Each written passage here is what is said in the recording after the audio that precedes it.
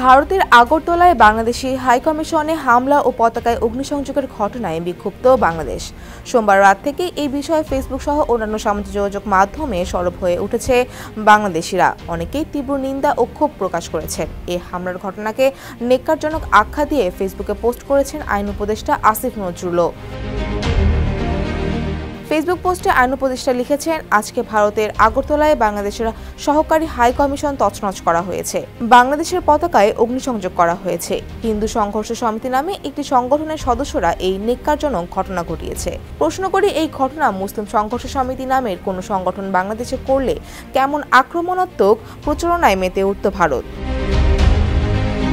পোস্টে কোনো দেশের দূতাবাসগুলোকে নিরাপত্তা দিতে আন্তর্জাতিক আইনেরও প্রসঙ্গ টানেন উপদেষ্টা। তিনি লিখেছেন, আন্তর্জাতিক আইন অনুসারে ভারতের মাটিতে বাংলাদেশের সহকারী হাই কমিশনকে পরিপূর্ণ নিরাপত্তা দেওয়ার দায়িত্ব ভারতীয় সরকারের। তারা এটি করতে ব্যর্থ হয়েছে। এই ব্যর্থতার নিন্দা জানাই।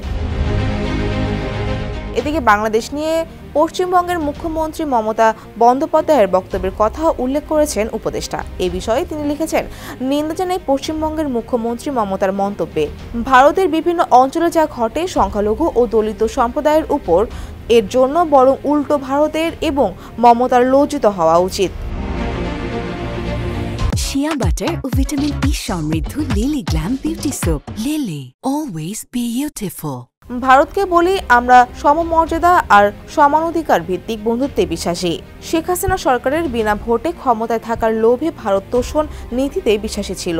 তবে ভারতকে বুঝতে হবে, এটা শেখ হাসিনার বাংলাদেশ নয়। এই বাংলাদেশ স্বাধীন, সার্বভৌম ও আত্মমর্যাদাশীল। এই বাংলাদেশ নির্ভীক একটি তরুণ সম্প্রদায়ের। ফৌজিয়া ফারিহা, ডেস্ক রিপোর্ট, সমকাল।